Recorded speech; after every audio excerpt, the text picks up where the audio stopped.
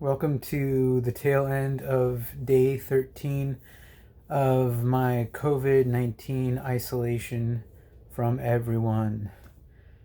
I've been in this room for 13 days, and I over the last 2 days, last two mornings, I went and tested once every morning.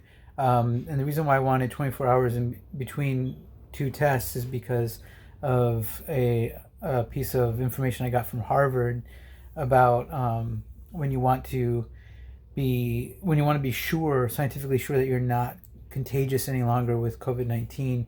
That's what you need to do. You need to take two tests 24 hours in between and get a negative result both times without the aid of any medications, any fever reducing medications. So I'm still waiting on the results for the first and, of course, the second test. Today I want to talk about what I've been eating while having COVID-19. I have been very lucky throughout this whole process. We've all heard the terrible stories, the tragedies that have happened due to this virus, and it is everywhere. And I'm extremely fortunate that my case was very light. And I don't know exactly all the reasons why my case was so light. Everyone goes through this in a different way. Everyone's body responds differently to COVID-19. But I think maybe some of it might have to do with how I was treating my symptoms with food. And one thing that I had a lot of was chicken bone broth. We just so happened to buy a lot of it at Costco, probably 3 days before I had symptoms with COVID-19. And so we had a lot of bone broth on hand, thankfully. So that came in handy. And so my wife has been a saint. She's been a stone cold hero this whole time because she's been having to deal with all the food and leave it outside my door.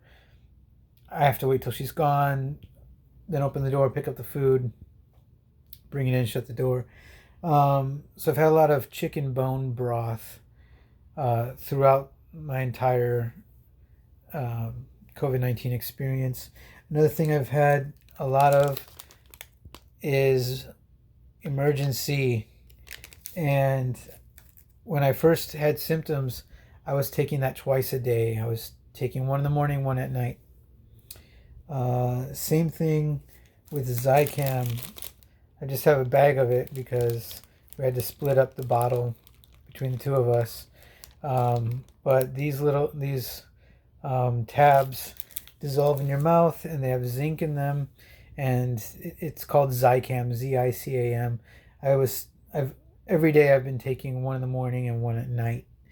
Another thing is I've been taking this for a while, the multi for him vitamin from Nature Made.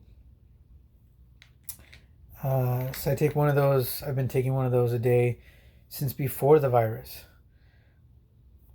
The other thing is I've been drinking a lot of tea. My wife would make a tea out of fresh ginger that she would grind up, and she'd put lemon wedge in there, hot water, and serve it to me.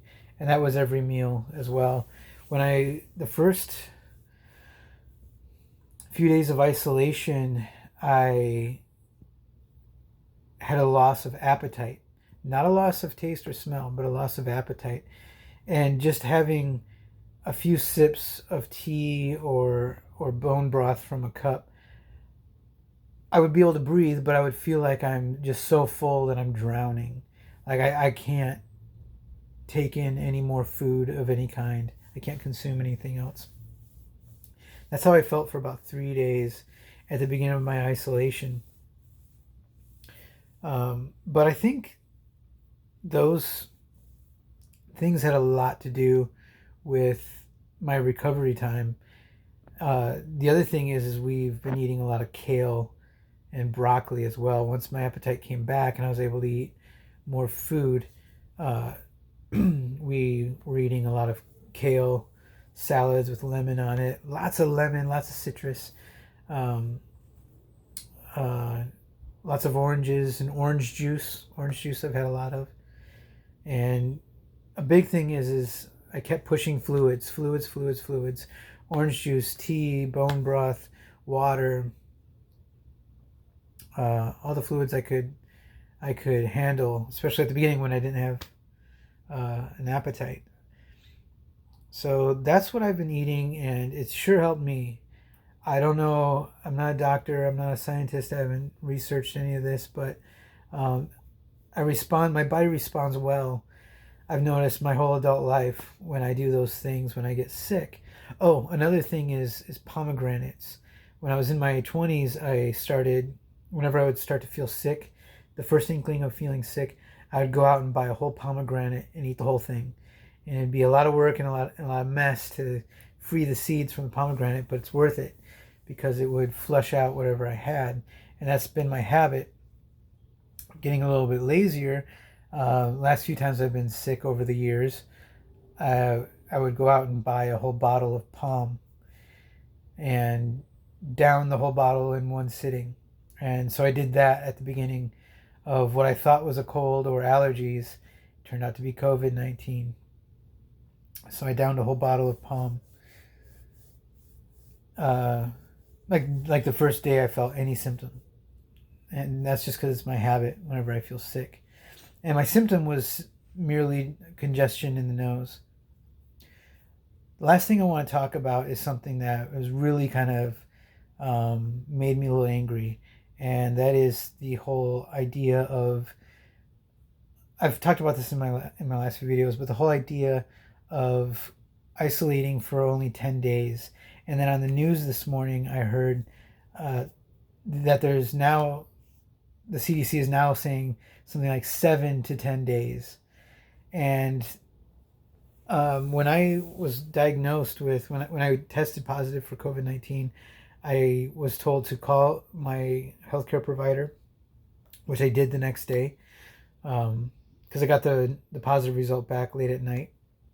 And my doctor at Kaiser Permanente told me, without asking me about who I'm living with, what my symptoms are. I was coughing when I was talking to her somewhat regularly. She, in a very automated way, a very dismissive way, just said, just isolate for 10 days. Count 10 days away from your first symptom. Isolate for those days and then discontinue your isolation and go back to life. And that's it. And I was remembering 14 days was the isolation period. Turns out that since I was told to isolate for only 10 days, the CDC is putting out more information about how they came to this whole new idea of 7 to 10 days rather than 14. And I'm so glad that I did not follow my doctor's advice on this one part. I don't usually recommend not following your doctor's advice, but in this case, it really was important to me. I decided from the jump to isolate for the full 14 days. The reason being is my wife has pre-existing conditions that makes her immune system weaker. So I was worried about her more than anything else. We live together. We're the only people that we see. We don't go out except to go to get provisions at the grocery store. So I'm only with her. And my first thought is I can't let her get this thing. And I'm so glad that I didn't follow the advice of just 10 days because nothing has changed in the incubation period of the vaccine. We haven't learned anything new. It still takes the same amount of time as we thought it did at the beginning. The whole period of being contagious and having symptoms and all that, it's different for everyone. But we haven't learned anything new about that. It's not like the scientists have figured out, oh, well, we don't need to isolate for 14 days. Actually, it's only a maximum of 10. Nothing like that has happened. The only reason, according to the Washington Post, that they have started to say 7 to 10 days is because the American people, the people in the US, just don't want to isolate.